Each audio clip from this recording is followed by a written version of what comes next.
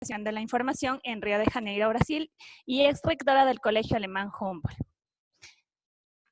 Entonces, quiero presentarles a continuación a Cindy Agame. Ella es la persona que nos va a acompañar y nos va a explicar el día de hoy cómo las habilidades blandas pueden desarrollarse mejor en varios ámbitos. Cindy, ¿puedes escucharme? Hola, ¿me escuchan todos claramente? ¿Sí?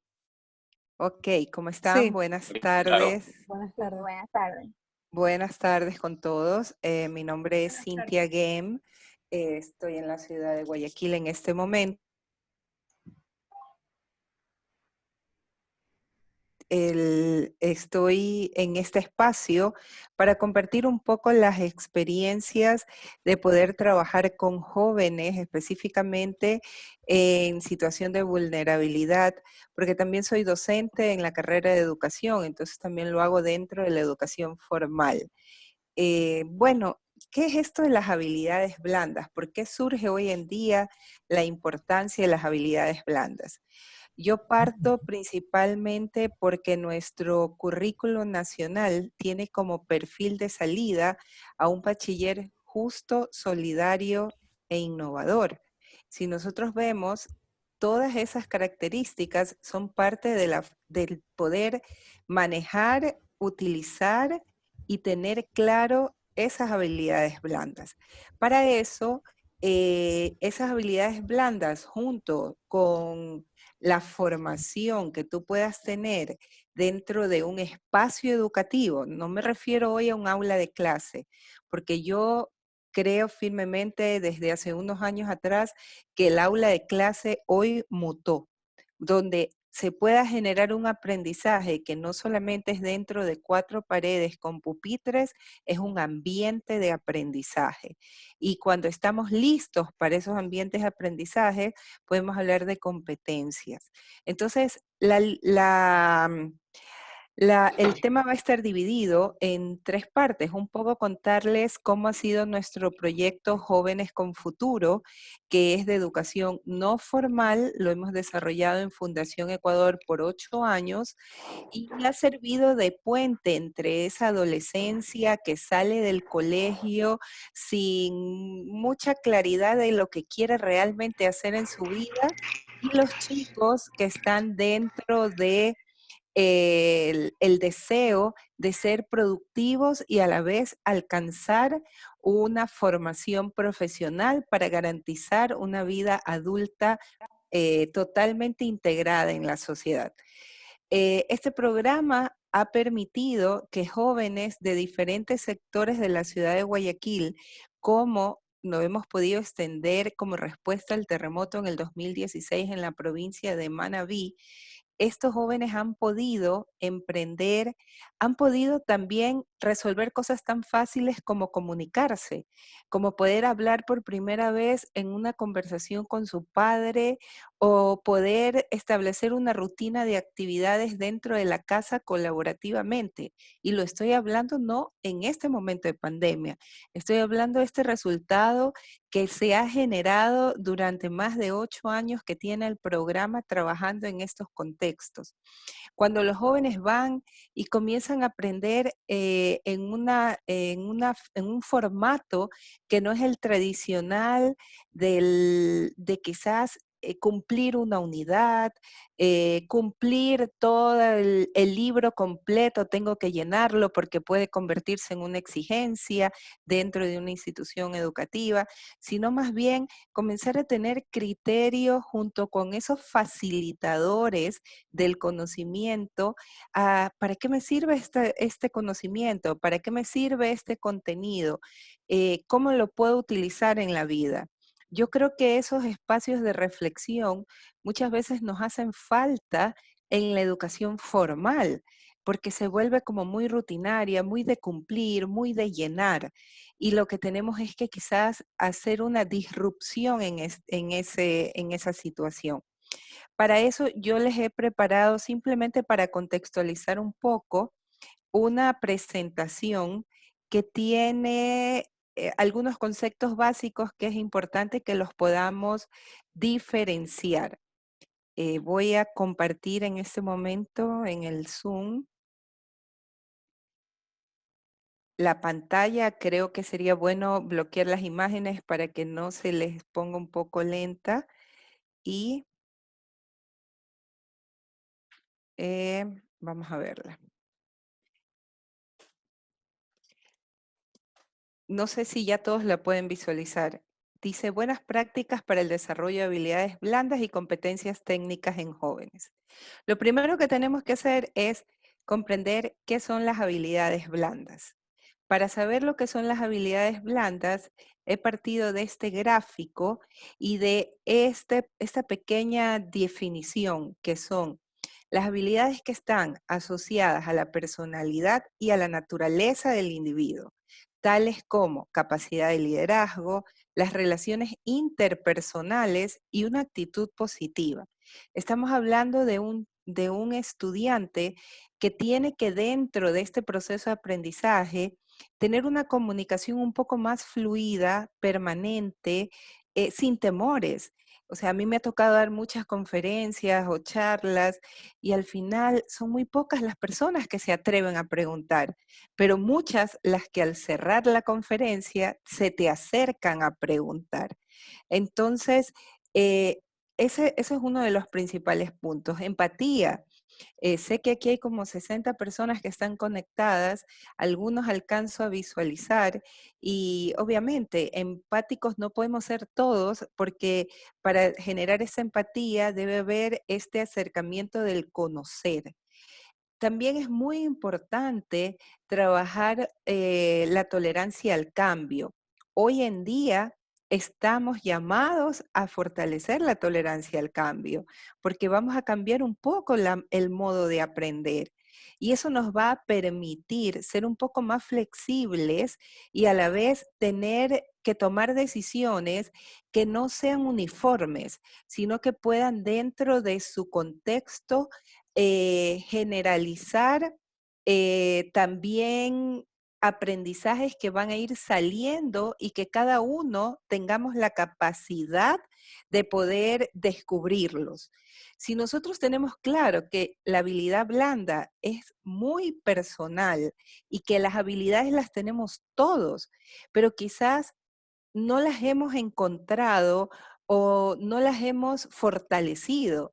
Este es un momento de comenzar a verificar cuáles son esas habilidades que nuestros estudiantes tienen, que nosotros mismos como maestros tenemos y quizás vencer esos miedos que muchas veces se convierten en los obstáculos.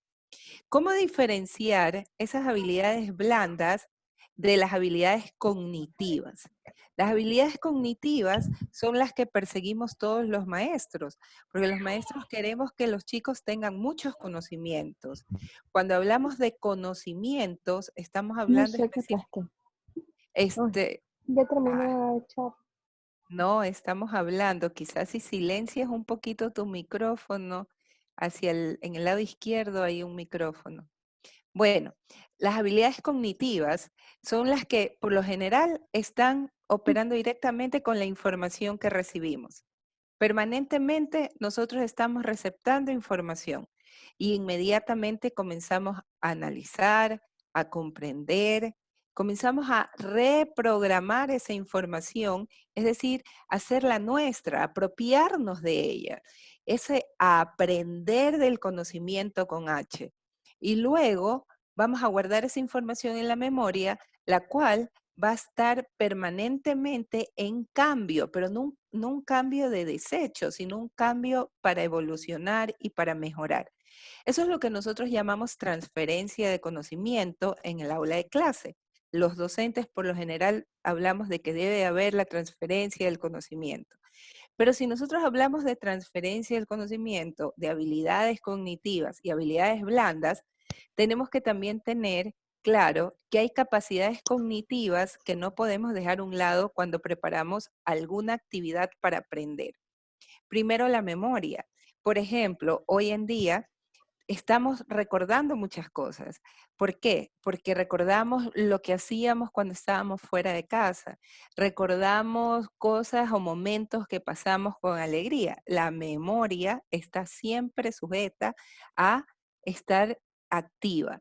Pero esa memoria dependiendo la atención que tengamos, puede generar tristeza y ahí viene la carga emocional, puede generar alegría y viene la percepción. Cuando nosotros activamos la memoria, la atención, la percepción y la creatividad, en ese momento el pensamiento abstracto es la capacidad máxima cognitiva. Es decir, cuando nosotros pensemos que los chicos van a tener que trabajar desde casa, el pensamiento abstracto de ellos puede ser algo tan simple para nosotros, pero tan abstracto y complejo para ellos. Por eso, una de las cosas que también tenemos que ver en relación a las habilidades blandas es la capacidad que podamos manejar los aprendizajes autónomos. Nosotros hablamos siempre que los chicos deben alcanzar autonomía para estudiar, autonomía para aprender, que realmente no cumplen los deberes porque no los quieren hacer o porque no les interesa, porque es importante saber tener claro esos conocimientos previos a lo que voy a aprender. Tiene que ver mucho el aprendizaje autónomo con la motivación que tenga para aprender. Yo creo que, y les agradezco a todas las personas que están ahorita conectadas, porque tienen una motivación, han dejado de hacer sus actividades y quieren también tener un poco de tips, de respuestas, que es lo que voy a tratar de ayudarlos en esta tarde a compartir esas experiencias. Esas habilidades cognitivas y metacognitivas, y voy a dejar la palabra metacognitiva aquí porque también tenemos que tenerla claro cuando hablamos de habilidades blandas. Esas habilidades cognitivas como las habíamos descrito, que tienen que ver con la forma como vamos procesando e integrando ese conocimiento. Las habilidades sociales y emocionales. Esta es otra de las principales que hoy tenemos que tener muy presente. Los niños están siendo muy tolerantes, los niños están siendo, o los estudiantes y nosotros también como adultos, estamos siendo tolerantes en estar en un espacio limitado, cuando todo el tiempo tuvimos un espacio totalmente abierto. Entonces, comenzamos a extrañar las relaciones sociales, comenzamos a extrañar el compartir con el amigo, el compartir con los profesores, el saber que hay una hora de recreo. Aquí a veces no entendemos cuándo es la hora del recreo y los padres tienen otro rol, que también vendría a ser otra de los puntos importantes que hay que tener presente. Por lo tanto, cuando hablo de habilidades blandas y quiero trabajar a distancia, yo tengo que generar hábitos, tengo que generar un aprendizaje autodirigido, es decir, todos los materiales que yo voy a preparar, tengo que ver en realidad si son acordes a la edad, al objetivo. Los chicos tienen que saber cuál es el objetivo de lo que están haciendo y por lo tanto, ellos tienen que tener claro que están aprendiendo algo para qué. ¿Por qué yo estoy aprendiendo eso? Cuando yo hablo de estos puntos, ahí están las habilidades blandas, porque ahí está la capacidad de poder tomar una decisión, la capacidad de poder ser empático, la capacidad de poder comprender que estoy haciendo algo para mí porque quiero hacer algo mejor. Entonces, ese es un gran desafío, que yo hoy no se trata solamente de aprender para repetir o llenarse de mucha información, sino de saber utilizar esa información y también ser un poco humildes, que no todos tenemos todas las respuestas. Los maestros también a lo mejor no tengan todas las respuestas. Y esa es la parte emocional que también hay que manejar cuando hablamos de habilidades blandas. Otro de los puntos que también quería conversarles un poco es, y les había dicho, dejémoslos ahí, la metacognición. Creo que si aquí hay maestros, estamos de más entender que la metacognición es pensar sobre lo que voy aprendiendo y creando un nuevo conocimiento. Es poder aprender y aprender a pensar. Es estar consciente de que yo estoy estudiando o aprendiendo algo. Entonces, ese es un desafío de las habilidades blandas. Llegar a esa conciencia, llegar a ese espacio donde yo realmente estoy consciente que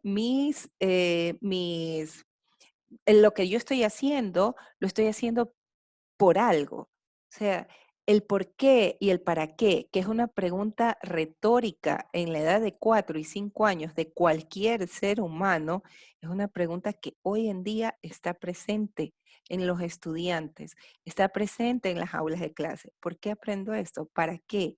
¿Cómo lo voy a usar? ¿Para qué me va a servir?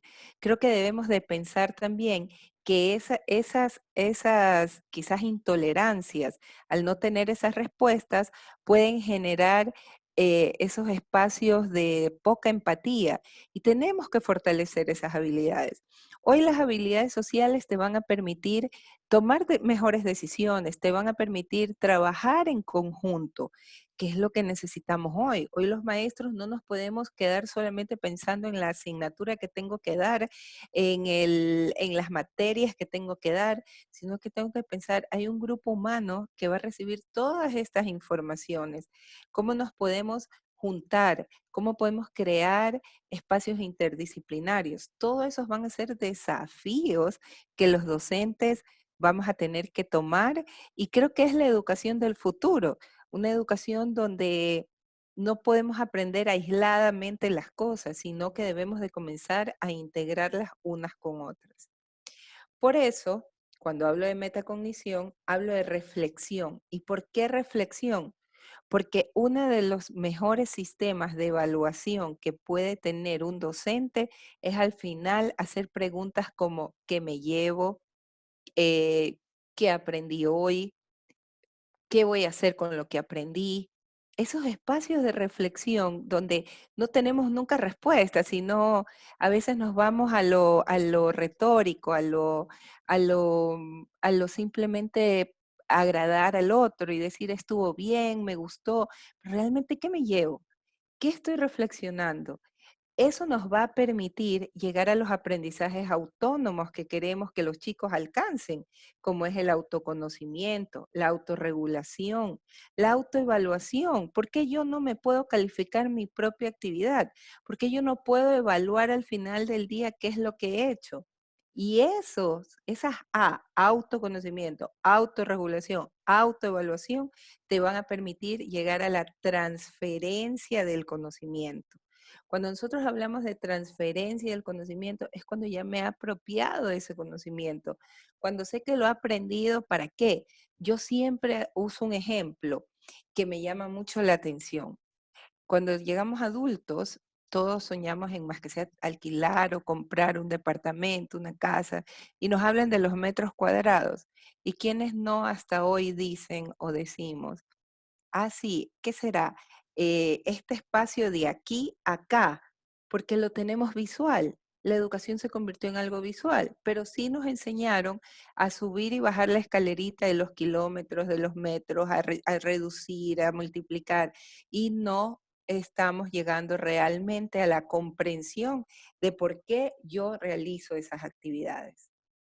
Entonces, me pregunto yo, ¿de qué sirve ayudar a un alumno a rellenar huecos en un ejercicio de gramática de inglés si le ponemos otro parecido y sigue perdido?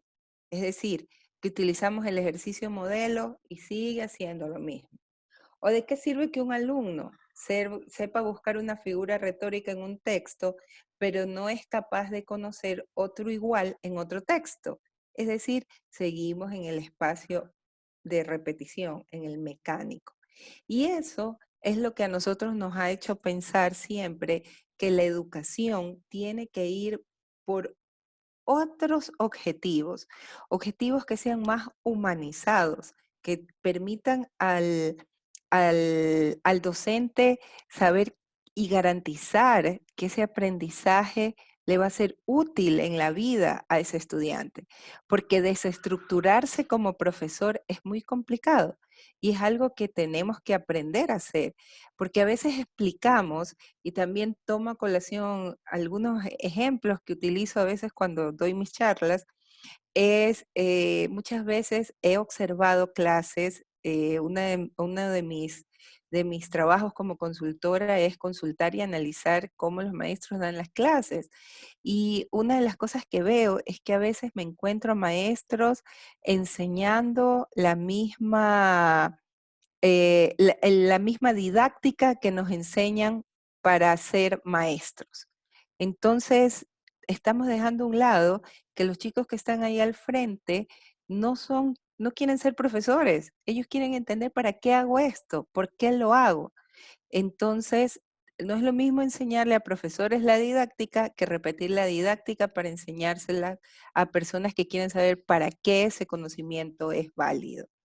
Entonces, con esas diapositivas, voy también a traer una más, que está dentro de las preguntas que recibí previamente y que me llevan a llevar a este gráfico. Hice este gráfico para poderlo explicarlo y me puedan seguir lo que estoy diciendo. Hoy día vamos a tener que preparar algunas actividades a distancia y esas actividades a distancia tienen que girar en estas tres líneas en relación a la estructura, al material y al contacto. Cuando me refiero a la estructura, me refiero específicamente a que nosotros tenemos que preparar actividades que realmente no sean complejas, que no sean largas, que ocupen demasiado tiempo y que sean claras de comprender para saber lo que tengo que hacer. Entonces, una de las cosas que nos toca a nosotros es estructurar esas pequeñas instrucciones, guías, como las querramos llamar, para poder entregarlas a los chicos y que los chicos puedan realmente leerlas y comprenderlas, porque el trabajo es para ellos, para que ellos puedan tener una línea base de cómo tengo que hacer.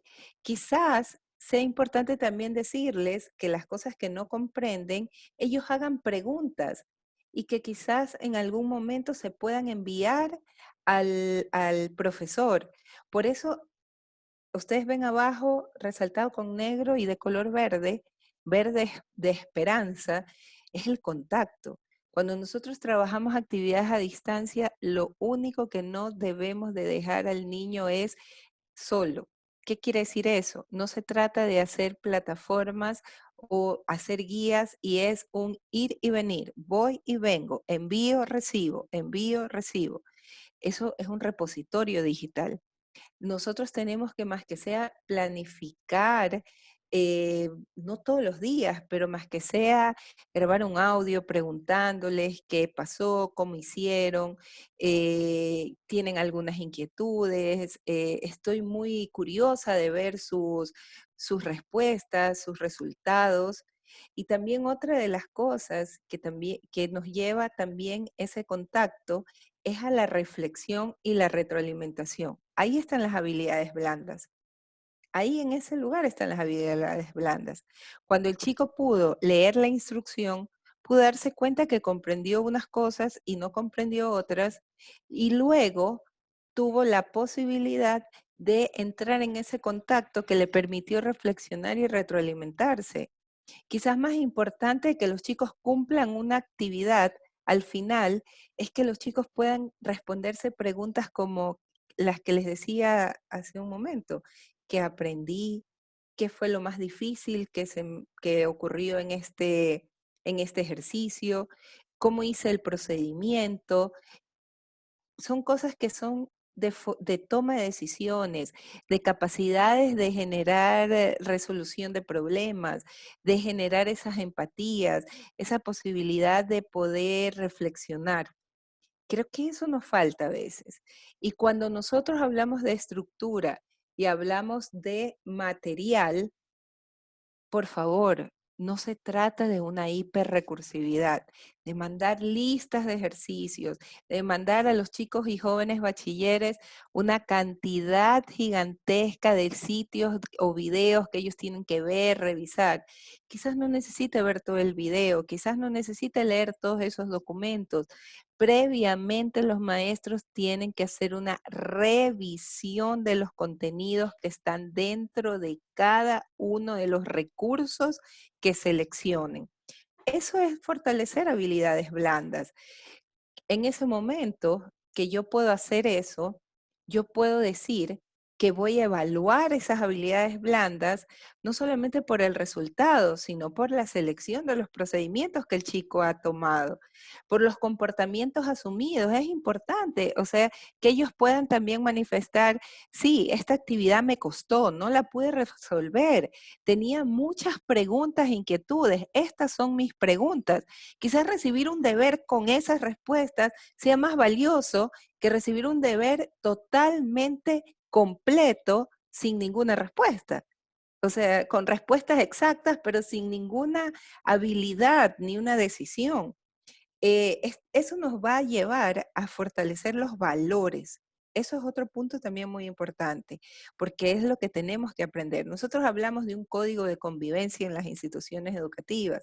En el programa Jóvenes con Futuro que nosotros manejamos, nosotros también creamos un código de convivencia donde en la educación no formal, aunque pareciera que es todo libre, hay reglas, hay límites, hay tiempos que cumplir, hay espacios y actividades que hacer.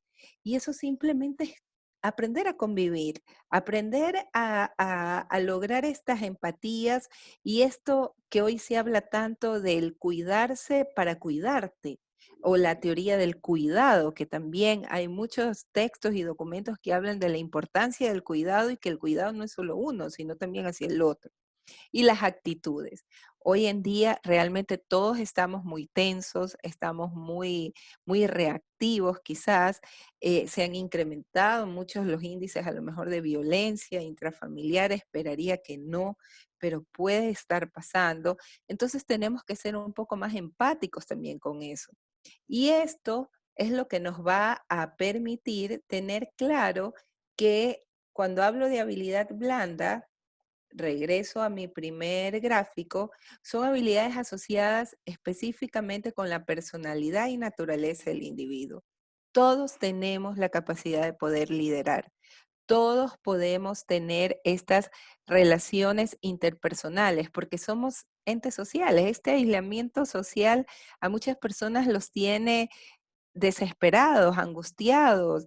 Hay personas que han comenzado a desarrollar situaciones de pánico y por lo tanto, ante la adversidad, la actitud positiva nos hace despertar también la esperanza de poder organizarnos mejor, de entender que tenemos algo que cumplir, que hay un tiempo y más que todo a ser autónomos. Autónomos no significa libertad o libertinaje. Autónomos es la capacidad que podemos tener nosotros para descubrir estas habilidades blandas y poderlas utilizar. Realmente por ahí va la idea de pensar en que las habilidades blandas están inmersas en los medios colaborativos, están inmersas en los medios digitales, pero no están contempladas como proceso de evaluación o como un indicador de medición del aprendizaje. Lo mismo pasa en el aula presencial. Hay aprendizajes invisibles que aparecen. Por ejemplo, hay personas que aprenden otro idioma, simplemente me ha tocado leer los documentos en otro idioma, me ha tocado ver muchos videos en otro idioma y comprendo el idioma. No soy un experto, pero lo comprendo. Ahí hay un aprendizaje invisible, hay una habilidad blanda también, que es poder tener esa capacidad de poder tener una especie de resiliencia, no de un conformismo, sino esa capacidad de poder tener una actitud positiva para alcanzar lo que nosotros queremos. Esa era una presentación previa que quería hacer ante este espacio tan enriquecedor de una diversidad de públicos que tenemos participando hoy en este webinar, respetando las reglas que me indicaron, 30 minutos, hacer una breve exposición y ahora sí compartir con ustedes experiencias en lo que podamos conversar. Muchas gracias, Cintia, por tu intervención. En este momento vamos a dar apertura a las preguntas que tenemos. Dentro del chat existe una que dice, ¿por qué medio usted recomienda tener ese contacto con los chicos para hacer efectivas las habilidades blandas? A ver, una de las cosas que tenemos que tener claro hoy es que hay dos grandes limitaciones tecnológicas que tenemos a nivel de país y también lo conozco a nivel de otros países en Latinoamérica. La conectividad, el acceso a al Internet o a los medios digitales.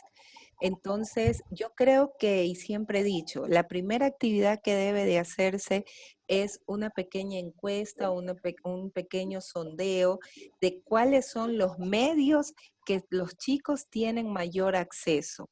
Hoy en día el que más efectividad tiene es el WhatsApp, pero también si hablamos de no solamente jóvenes, sino niños de edad temprana o de educación media, no todos tienen acceso a un WhatsApp, pero ese de ahí sería un medio. De ahí, plataformas digitales, hay múltiples, hay muchas, gratuitas y también, también tenemos en las instituciones educativas y como en el caso del gobierno aquí en el Ecuador, tiene su propia plataforma donde se intercambia, se envía, pero necesitamos también el contacto.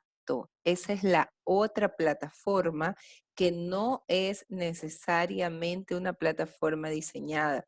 Puede ser, si hay la posibilidad de hacer chats, videoconferencias o utilizar el Zoom como estamos utilizando ahorita con los estudiantes, sería también muy apropiado. Muchas gracias. Otra pregunta es, ¿cómo evaluar las habilidades blandas mediante el uso de TICS? Esta hace Diana Sánchez. Ok, gracias Diana. Efectivamente, como yo les decía, las habilidades blandas están presentes en todo momento. ¿Por qué? Porque cuando tú le pides hacer una actividad colaborativa utilizando el Word, el Excel, tú tienes que también tener indicadores de, bueno, ¿y te fue fácil hacerlo en el Word? ¿Y te fue fácil utilizar el Excel? Ese debe ser también un indicador, porque eso implica que tanto las personas o el estudiante tolera hacer una actividad. Eso es lo que yo nombré en mi exposición inicial, que se llaman los aprendizajes invisibles. Es muy importante quizás leer un poco a Cobos y Moravec, que hablan de aprendizajes invisibles. Esos aprendizajes como el idioma, la cultura, la lengua, el desafío de conocer y manejar una herramienta nueva, digital. Esos también son indicadores que se deben de evaluar. Y si ustedes también revisan en internet, pueden buscar aprendizajes invisibles y mi nombre. Yo hice una investigación hace unos 4 años y creamos un sistema de indicadores de aprendizajes invisibles que tiene la educación presencial. Entre ellos está lo que estoy hablándote, o sea, a veces tú tienes que leer documentos en inglés. Ahí hay una habilidad que la tecnología te le está dando porque estás viendo el video en inglés o porque estás leyendo el PDF en inglés. Ya, muy amable. Ahora invitamos a la audiencia, si es que desean realizar preguntas, levanten la manito y, o si no, quiten el silencio de su audio, por favor. Antes de eso, vamos a contestar la pregunta de María de Los Ángeles, que dice, ¿qué tipo de herramientas de evaluación se puede aplicar en materias prácticas como educación física basada en la nueva forma de educación que se aplica a distancia? A ver, ahí yo tengo un desafío. Yo recuerdo que hace mucho tiempo capacitaba a unos profesores de una universidad que iba a implementar la plataforma y el sistema a distancia. Y me tocó darle clases a los profesores de danza, de arte, de baile. Cuando después de un tiempo me escribieron y me dijeron, una de las cosas es, le pedía a mis estudiantes que grabaran los ejercicios que ellos habían inventado o la obra de teatro tal se las enviaba y ellos la analizaban y después que la analizaban teníamos un recurso que compartir para enseñar. Si hablamos de específicamente de educación física, hoy en día es una asignatura realmente de habilidades blandas, porque la educación física no solamente es el ejercicio de fuerza, sino el ejercicio también de control, de dominio, ejercicios de aprender a respirar, de contener, ejercicios que te permitan también fortalecer. Entonces yo creo que recursos hay. Lo que hay que hacer es muy creativos, hay que darle la posibilidad a los chicos también de que esa imaginación no se quede limitada al cuaderno o a la hoja que pueda hacer. Ellos pueden utilizar videos, pueden crear gráficos, dibujos, y que ellos en esa secuencia de dibujos puedan explicarla con un audio. O sea, sí hay posibilidades de enseñar esas maneras, esas actividades prácticas, y luego quizás se repartan entre ellos y puedan a lo mejor replicar haciendo el ejercicio y decir, a mí me costó mucho hacer las zancadillas, pero para mí fue muy fácil hacer los abdominales. Algo así podría ser. Muchas gracias. En este momento, si alguien desea hacer alguna pregunta, pueden prender su micrófono y realizar la pregunta directamente, por favor. Hola, buenas tardes. Hola, buenas tardes, ¿cómo estás? Cintia, muchísimas gracias por tu intervención. En mi caso, quisiera saber cómo podemos apoyar a los jóvenes de tercero de bachillerato que se van a graduar en estas condiciones, ¿no? Porque están cerrando ellos un proceso bien importante en su vida y, bueno, me encantaría saber tu opinión en este sentido. Muchas gracias. Gracias por la pregunta, la había leído en el chat de un poquito más arriba. Sí, efectivamente, tengo una hija que está en tercer año y me pregunta todos los días, ¿y cómo vamos a aprender? Efectivamente, eso va a depender mucho de la institución educativa. Creo que en este momento las instituciones educativas tienen que revisar primero cuáles son sus verdaderas posibilidades, cuáles son los verdaderos mecanismos que pueden trabajar, y también qué actividades se pueden cumplir o no. En el caso de tercero de bachillerato, es su último año, ellos están un poco como tristes porque no van a poder tener su último día de clases, pero yo creo que estos espacios de contacto no los pueden dejar a un lado. Es importante que los maestros estemos permanentemente quizás creando esos pequeños audios, videos o actividades colectivas entre ellos. En este momento, pensar que sí, el chico debe de tener un cúmulo de conocimientos que están establecidos en el currículo, los tiene que alcanzar, pero no necesariamente todos los van a alcanzar por igual. Yo creo que el principal desafío es pensar en la evaluación. Y las habilidades blandas son las que ellos van a desarrollar, porque ellos son empáticos. En estos ya 3, 4 semanas que tenemos de esta emergencia sanitaria sin salir de casa, ellos han buscado otros espacios como el Zoom, como ciertos aplicativos que te permiten hacer reuniones en común o actividades como, por ejemplo, están jugando juegos tradicionales en línea. Entonces, realmente creo que hay que hacer un equilibrio y no solamente pensar en que es el último año, tienen que aprender todo lo que tienen que aprender. Yo creo que hay que hacer una verdadera revisión del currículo en cada uno de los niveles de educación y seleccionar los temas relevantes, los que son realmente más importantes, donde el estudiante deba de tener la línea mínima del conocimiento en este momento y darle la oportunidad que esa línea mínima del conocimiento le permita crear, llegar más allá, desafiarse él mismo en otros conocimientos. Creo que eso es algo que genera habilidades blandas como es toma de decisiones, capacidad de ser positivo, una actitud positiva, comenzar a liderar, porque entre ellos en sus espacios virtuales ya han venido conviviendo. Entonces, no sé si te trato de responder tu pregunta, pero es lo que te puedo decir en este momento. Gracias. Ya, voy a abrir las preguntas para Lina. Patricia Díaz, que es la que estaba alzando la manito. Ok.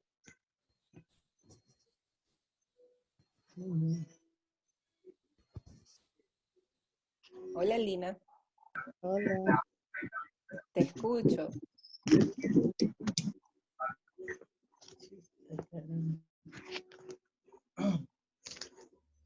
Ajá. No, Como usted creo que dice, no sé. Aló. Sí, Hola. sí, te escuchamos, Lina. Puedes hacer tu Sí, pregunta, por favor.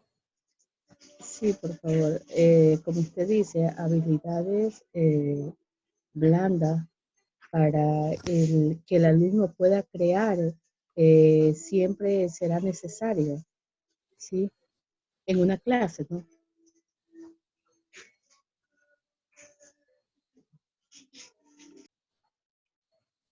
Si comprendo un poco tu pregunta, Lina, tu pregunta va sobre la creatividad. Ser creativo es una condición que todos los seres humanos tenemos, porque somos creativos desde el momento en que nos levantamos y organizamos nuestra agenda en el día y decidimos qué cosas vamos a hacer y qué cosas no vamos a hacer.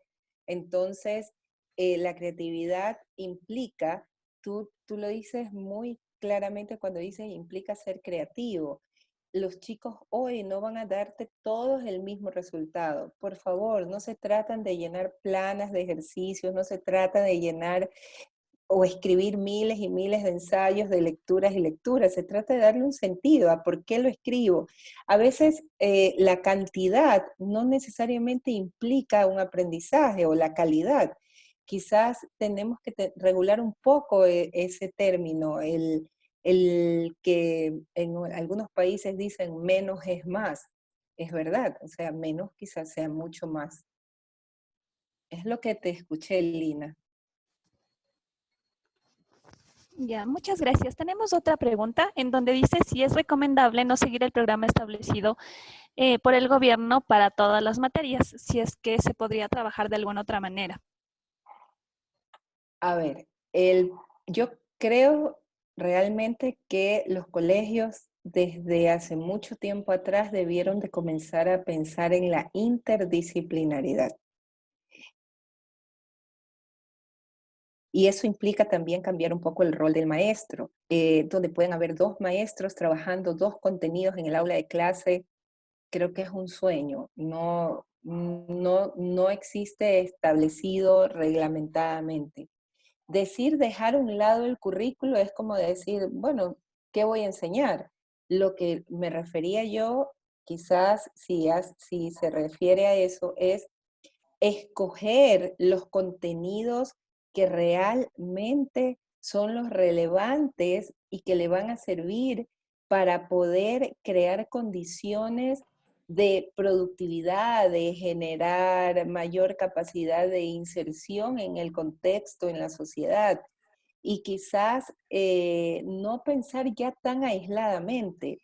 Esto implica que en este primer mes de abril, de la vida institucional del cronograma escolar, los maestros deben de estar más conectados que antes, porque tenemos que pensar en que el estudiante es uno solo y nosotros podemos ser, si estamos en tercero de bachillerato o estamos en décimo, pueden tener muchos profesores, entonces cada profesor va a querer enviar una tarea, va a querer enviar un ejercicio, va a querer completar una unidad, y vamos a tener que entre todos decidir. Son decisiones institucionales. Y por lo tanto, también me remito a palabras de la ministra en el día lunes, en una de las entrevistas que hicieron, que le han hecho en la televisión. Ella dijo que se está revisando el currículo para específicamente tener mayor claridad en cuáles son los contenidos que realmente los chicos en este tiempo van a tener que trabajar.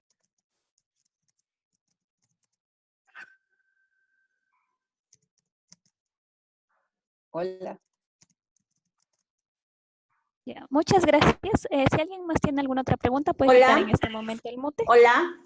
Hola. Hola, muy buenas tardes, Silvia.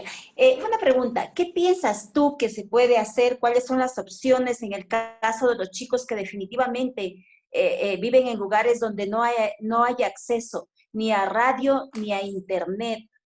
y en este momento que tampoco se puede tomar contacto con ellos? Mira, yo recordaba la historia. En la historia nos comunicábamos por el famoso telegrama o te llegaba la encomienda. Yo creo que debemos de ser un poco más humanos y entender esa realidad que debe ser más cercana al contexto que tienen que aprender en este momento. Quizás ellos puedan recibir actividades que no necesariamente impliquen un contexto, un aprendizaje demasiado estructurado, sino más de contexto. Yo creo que habría que pensar para esos sectores remotos en conocimientos más cercanos a su realidad para que el chico aprenda desde su contexto en ese momento. También debemos de pensar que muchas veces las escuelas en esos sectores remotos son referentes y hoy se encuentran cerradas, hoy se encuentran inactivas. Entonces, es importante también que esos directivos de esas instituciones educativas que conocen a esa comunidad puedan identificar esos pequeños líderes y identificando esos líderes que ya están en territorio, poder establecer estas comunicaciones muy cercanas de ciertos objetivos, actividades que sean muy básicas y que ellos puedan tomar ese liderazgo, porque entendería que algunos de los profesores que están en esos sectores no van a poder llegar hasta esas escuelas. No sé si respondo tu pregunta un Sí, poco. sí, claro que sí. En eso se me viene otra idea para decirte, ¿qué te parece tú si los docentes que están encargados de esa área grabarían las clases que se están dando a través virtuales para otros centros del mismo nivel, ¿no? Y que ellos puedan ver esas grabaciones y coordinarlo, por ejemplo, con la policía, que la policía vaya y les deje el material y así. Es la colaboración lo que tiene que haber, Ujú. que es una habilidad blanda, la colaboración, el poder ser empático, el poder Claro. dejarnos del egoísmo y poder decir, mira, tengo esto y también úsalo.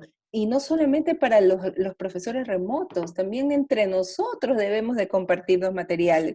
No porque el video no lo hice yo, no lo voy a compartir a mis estudiantes. A lo mejor el otro profesor lo explicó mucho mejor y podemos intercambiar. Hoy te voy a enviar el video X de mi colega y nos convertimos en realmente pares docentes enseñando a los estudiantes. Gracias. Gracias. Muchas gracias. Me parece que Pamela Villacrés también tiene alguna otra pregunta. Pamela, está prendido tu micrófono. Hola, ¿qué tal? ¿Cómo están? Buenas tardes con todos. Cintia, una consulta, por favor. Bueno, en realidad tengo dos. ¿Cómo generar motivación virtual a través de los estudiantes? Con los estudiantes. Yo lo hacía dentro de mi salón de clase a través de la entrega de un sticker, una estrellita y paulatinamente, tal vez cada 15 días o al finalizar la semana, les hacía la entrega de un pequeño detalle o algún presente que genere este tipo de conectividad entre el docente y el alumno, pero ahora de manera virtual me preocupa un poco por el hecho de que todo está siendo incierto. No sabemos cuándo va a terminar esta situación realmente aquí en el Ecuador y en los demás países. Pero sí me gustaría que tal vez tú me ayudes con algún tip de cómo generar esa parte de motivación virtual con los chicos para trabajar. Yo sé que eso tiene que nacer de uno mismo, de parte del estudiante, pero ahora yo creo que también los docentes estamos siendo llamados a que ellos de una u otra manera generen esa posibilidad de trabajar de forma autónoma. Esa es la primera pregunta. Y la segunda pregunta, más que toda pregunta, será una recomendación porque también soy madre de familia. ¿Cómo podría dividir el horario tal vez entre el docente y ser madre de familia dentro de aquí, en mi hogar? Porque eso, yo ya tengo por ahí a mis nenes que también están por ahí correteando, entonces esa partecita es como que todavía no logro conectarme muy bien. Una recomendación por Cintia. A ver, en la primera pregunta, las motivaciones virtuales son para ellos representaciones de íconos, de gestos, y otra de las cosas también es cuando tú hablas cómo motivarlos. Si tú no haces una previa introducción con ellos y solamente sabes que llegó un correo con un pocotón de tareas que hacer, jamás vas a generar empatía. Ahí lo que vas a generar es otra vez el correo y ahora ¿qué quiere este profesor? No, tienes que al inicio utilizar, como los decías, estos medios. Es importante que los chicos se puedan conectar más que sea contigo el profesor, que es el que va a estar en ese momento dirigiendo y facilitando ese conocimiento, más que sea por un mensaje de audio de WhatsApp, que tú le envíes, que lo motives, estamos pasando un momento diferente, no difícil, diferente, en ese momento diferente estamos compartiendo las mismas situaciones que yo tengo en mi casa, tú las tienes en tu casa, y quizás hasta un día conversaba con una amiga de Alemania y me decía que una profesora les había enviado como motivación un día un video almorzando con el profesor. Entonces él se había filmado ese día almorzando y conversaba con ellos y les iba diciendo, sí, estoy en mi casa, estoy con mi familia, cada uno está haciendo su actividad. Entonces es creatividad y eso los motiva porque te pones en el mismo lugar de ellos y tú estás en el mismo lugar que él. Porque en la segunda pregunta me dices, ¿cómo hago para organizarme entre que soy profesora y tengo que a las 12 del día darle a comer a mis hijos y mis hijos me están pidiendo esto, esto y otro? Eso también es desarrollar habilidades blandas y alguien ponía aquí, Vicente Mera, la familia tiene mucho que ver con el desarrollo de las habilidades blandas y eso es real. La familia educa. Los maestros generamos aprendizajes. Cuando nosotros juntamos esos dos espacios y recordamos esa vieja triada que nos repetían tanto, que la educación era la escuela, la familia y el niño, y que en este caso esa arista de ese triángulo está como un poco aislada, isolada, hay que tener claro, y lo decía en una de mis otras charlas, que es importante que reflexionemos con ellos, que podamos llegar a acuerdos y que generemos compromisos y que no intentemos hacer todo en un solo día. Es decir, no es tarea por día, quizás ahí tenemos que irnos, retomando tu primera pregunta, a generar proyectos y que en ese proyecto el chico pueda aprender varios contenidos, los pueda desarrollar y no en un solo día. Quizás la actividad le pueda demorar unos 3 o 4 días. Pero sí, hay que aprender a escuchar también y con atención, una escucha activa. No sé si con eso te puede ayudar un poco. Sí, muchísimas gracias, Cintia. Me has dejado motivada y espero que muchos profes más se sumen realmente a este trabajo que va a ser de forma colectiva, en donde todos tenemos que participar y todos darnos la mano. A veces yo escucho en mi unidad educativa, no, si yo no tengo que darle el número a mis estudiantes, ellos tendrán que ver las maneras de cómo consiguen el material. Entonces, todavía falta muchos profes que se sumen tal vez a este tipo de iniciativa, que es algo nuevo sí para muchos de ellos, pero que realmente en lo personal, en estos 2 últimos años que me convertí en profe, ha sido algo muy, muy placentero. Entonces creo que trabajar con los estudiantes de forma empática y generando más que todo el tipo de conexión es muy fructífero. Y bueno, y muchísimas gracias, Cintia, por tu informe. Gracias a ti. Y como dice Juan ahí, es factible que 2 o más docentes hagan uso de una herramienta colaborativa y puedan a la vez desarrollar actividades virtuales, sí es posible. Yo creo que es el momento en que el aula de clase no debe tener un solo maestro. El aula de clase tiene que tener una diversidad de conocimientos que te permitan hacer nuevos conocimientos proactivos, integrados, colaborativos, cooperativos, todas esas palabras que siempre nos encanta decir a los docentes. Hola. Hola. Hola, buenas tardes. Hola. Hola, buenas tardes. Mi nombre es Pamela. Tengo 2 preguntas.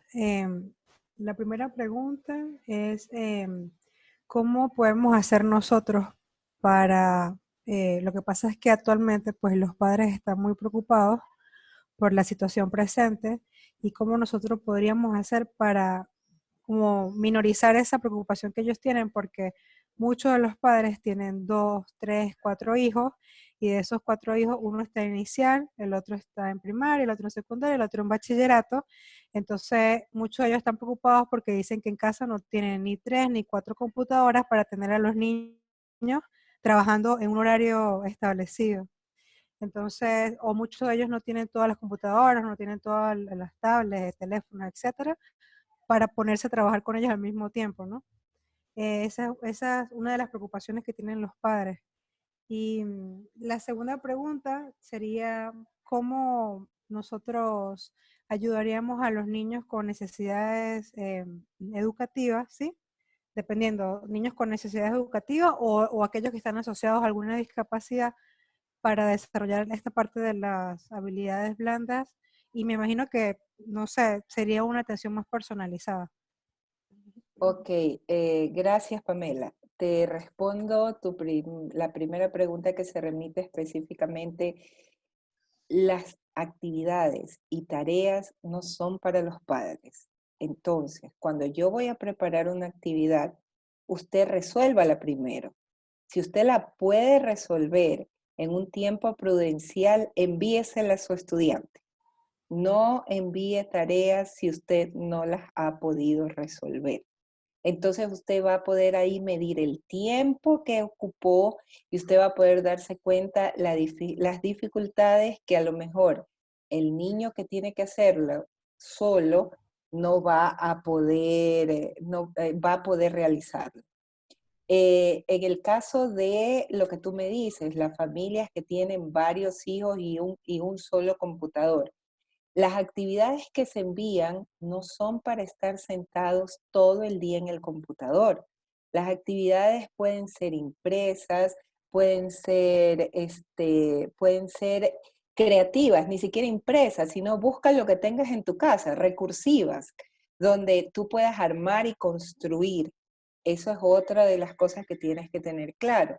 Y otro tercer punto que tienes que tener claro es que las instituciones educativas, si tienen la posibilidad de saber que esos 3 niños que están en esa casa están en la misma institución, los directivos lo primero que tienen que hacer es evaluar la composición y la estructura de esas familias, porque ellos están atendiendo como institución educativa a una familia que tiene a todos sus hijos en la misma institución.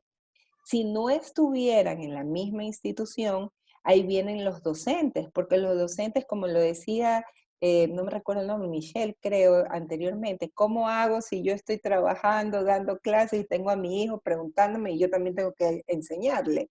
Entonces ahí viene que no se trata de llenar de actividades y tareas, de que el niño tiene que estar sentado todo el día.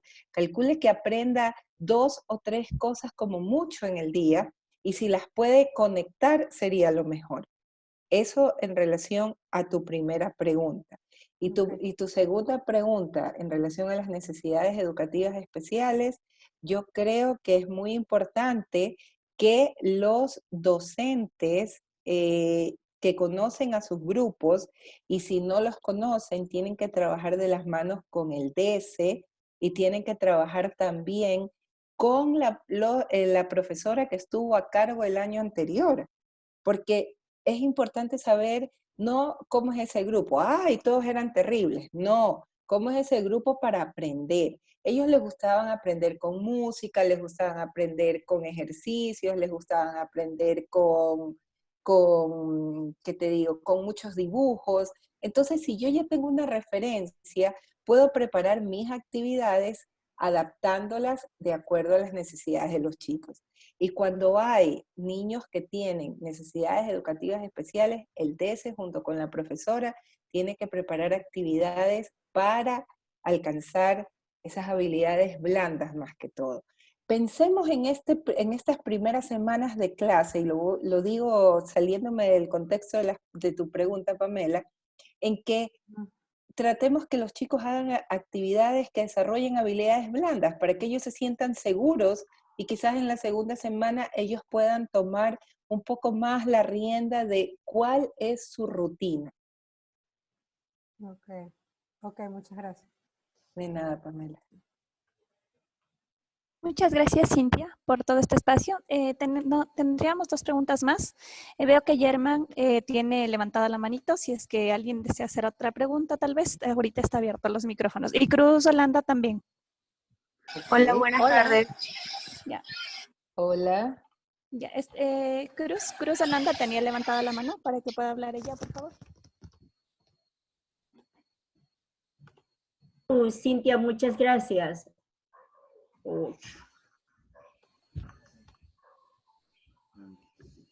Muchas gracias por esta oportunidad de aclararnos ciertos parámetros. Yo tengo una inquietud, o sea, obviamente yo no vi la entrevista de la ministra y usted estaba aclarando esa situación de que hay que tomar temas súper importantes, lo más relevante, decía. Yo soy profesora y tutora de salón de clase, o sea, yo doy todas las asignaturas. En este caso, entonces, solamente estaríamos enfocados en las 4 áreas fundamentales, me imagino. Por favor, ayúdenme en eso.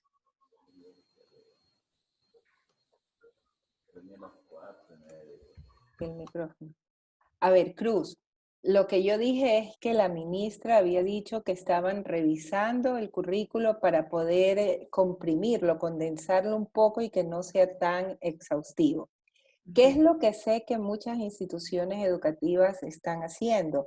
Están revisando las unidades, específicamente las primeras, para ver qué es lo relevante que debemos de preparar. También sé que hay instituciones educativas que han decidido comenzar esta etapa solamente con 2 asignaturas que consideran que son básicas y relevantes. Entonces los chicos van a actividades solo de 2 asignaturas.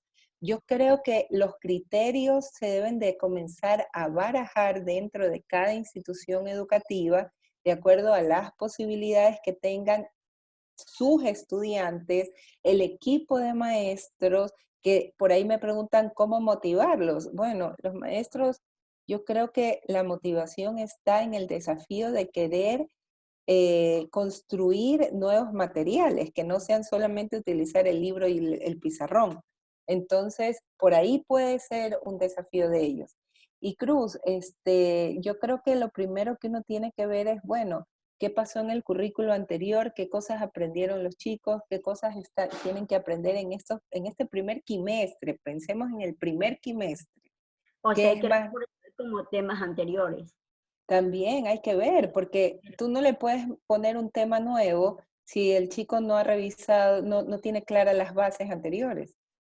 Entonces, también tendríamos que pensar, bueno, ¿cómo hacer en los colegios llaman la semana de evaluación, de diagnóstico, esa semana de diagnóstico, cómo hacerla creativa, cómo hacerla un poco más recursiva, un poco que no sea un examen, sino, bueno, voy a ser creativo, voy a coger a lo mejor y le voy a decir al niño que en su casa recoja un sinnúmero de recursos que estamos desechando y que con ellos pueda ir a lo mejor si tiene un espacio de algunas plantas, ver cómo les construye, les hace determinadas formas de maceteros y que cada forma tiene tal lógica o tal nombre y comenzar a integrar.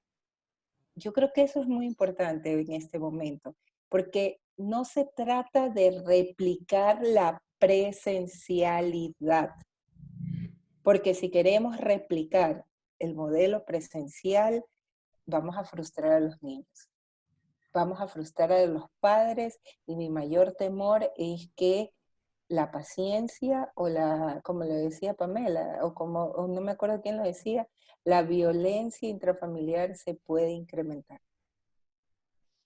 Tengamos cuidado en eso. Muchísimas gracias de mi parte. Gracias, Cruz. Ya, tenemos tiempo para una pregunta más y es para Neymar Urdaneta. No sé si es que él tiene todavía alguna pregunta porque tenía levantada la mano. Sí, buenas tardes. Hola. Hola. Neymar. Hola, profe Cintia. Usted hablaba sobre un aprendizaje invisible, bastante Sí. interesante, ¿verdad? Y Ajá. mencionó a dos autores. Ujú. ¿Será que usted podría repetirlo porque se presentó un inconveniente y si podría colaborar con respecto a la información que tenga a estos dos autores que hablan sobre ese aprendizaje invisible, porque hay que reforzarlo? Así es, Yenimar, efectivamente, son Cobos y Moravec, lo acabo de escribir en el chat, y Moravet. Ah, Moravec, ok. y hablan de aprendizajes invisibles, es decir, que con la tecnología aparecen aprendizajes que nosotros no tomamos en cuenta. Por ejemplo, nosotros hoy podemos decir que sabemos algo de inglés porque si la computadora vino en inglés, por los iconos sabemos que cada palabra en inglés me dice abrir, cerrar, modificar, etc. Pero estamos aprendiendo inglés de una forma invisible, no consciente, y eso puede pasar. Eso es lo que ellos hablan. También, tú me preguntabas eso de los aprendizajes invisibles, ¿y qué más fue que me preguntaste? ¿Algo más?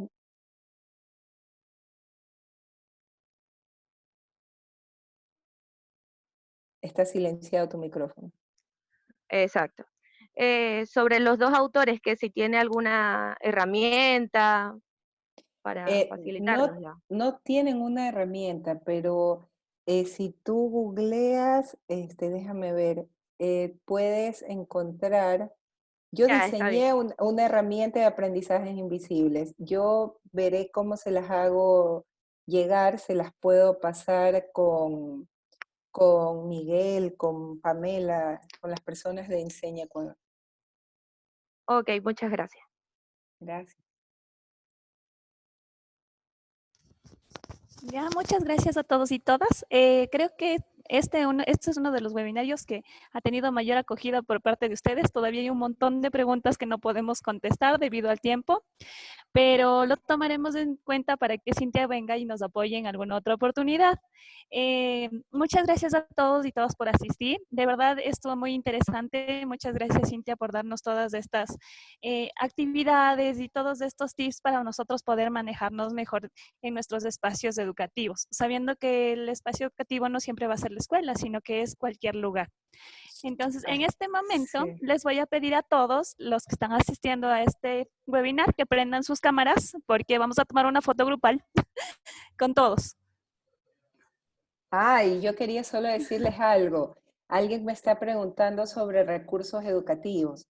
Ustedes pueden encontrar en la plataforma www.aprendoencasa.org una cantidad de recursos que durante estos 2 meses, líderes de la educación de América Latina, en la cual fui invitada a ser parte, hemos recopilado software, aplicativos y un sinnúmero de actividades que ustedes pueden encontrar y a lo mejor les son útiles. Aquí se les estoy escribiendo, aprendoencasa.org.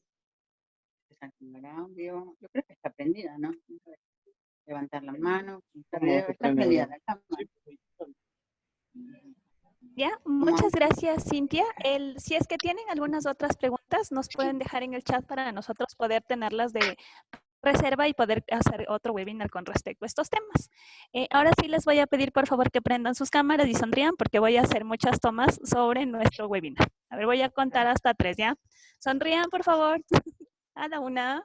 Prendan todos primero sus cámaras. Les voy a contar hasta 5 para que prendan sus cámaras. 1, 2, 3, 4, 5. Ya. Como somos 100 participantes, voy a hacer varias tomas. Ya. Sonrían, por favor. Ya voy a ir grabando, guardando y ya las paso. Ya. Sigan sonriendo.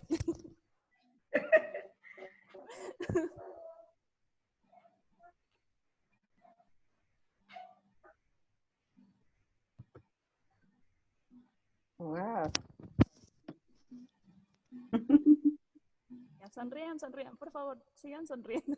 Es que somos muchos participantes del día de hoy. Juliana, no me he maquillado, ¿por qué me haces esto? Ya, muchas gracias entonces a todos por asistir. Recuerden la siguiente vez, siempre hay fotos en estos webinars, pueden maquillarse y arreglarse con anticipación. Así es. No sé si alguien tiene algo más que decir. Si no, podríamos ya cerrar para hacer las palabras finales. Yo solamente quería decirles que si tienen preguntas, inquietudes, las pueden canalizar por Enseña o también pueden seguir mi cuenta de Instagram, @cintia.gem, B pequeña, dentilabial. Ahí también yo siempre sé colgar y colocar muchas informaciones. Yo igual quería mencionar algo, Cintia, muchísimas gracias. Para los que no me conocen, otros ya han estado en los webinars, soy Fabián Baque, el director ejecutivo de Enseña Ecuador, y quería expresar la alegría que me da el ver aquí a tantos docentes, tantos participantes y de todo el espectro educativo. Creo que hoy más que nunca tenemos que estar unidos, tenemos que saber que entre maestros ahora también existen oportunidades en medio de este momento distinto, como dice Cintia. Entonces apoyémonos en las iniciativas de la organización, de las diferentes iniciativas de la sociedad civil, de nuestros maestros, de nuestros colegas, entender que esto nadie sabe cómo manejarlo y todos estamos aprendiendo en la marcha y todos estamos generando conocimiento. Y todo este conocimiento que cada uno de ustedes aplica va a permitirnos tener inclusive mejores oportunidades para el ámbito educativo en el país. Quería expresar eso, mi alegría, mi respeto a la noble labor de todos los docentes. Síganos igual en las redes sociales, sigan a Cintia para más recursos, como ha mencionado, y los esperamos en los otros espacios que tenemos. Así que más unidos que nunca en esta tarea tan noble que es de educar. Un abrazo grande a todos. Gracias. Gracias a todos. Realmente me ha encantado ahora sí verlos todos en el panel porque los veía segmentados y estoy leyendo todas sus preguntas, inquietudes y con mucho gusto a las órdenes en lo que pueda siempre ayudarlos. Disculpe, buenas tardes. ¿Puede repetirme el correo? Mi correo electrónico, cintia.gemb@gmail.com. Gracias. Gracias. Gracias a todos. Ya, Gracias, nuevamente Fabián. muchas gracias a todos por asistir. Recuerden siempre compartir como nuestra campaña es Más Unidos que Nunca de Enseña Ecuador. Muchas gracias a todos por asistir nuevamente. Gracias Cintia y Fabián por esas palabras. Hasta una próxima oportunidad. Hasta luego. Gracias. Chao.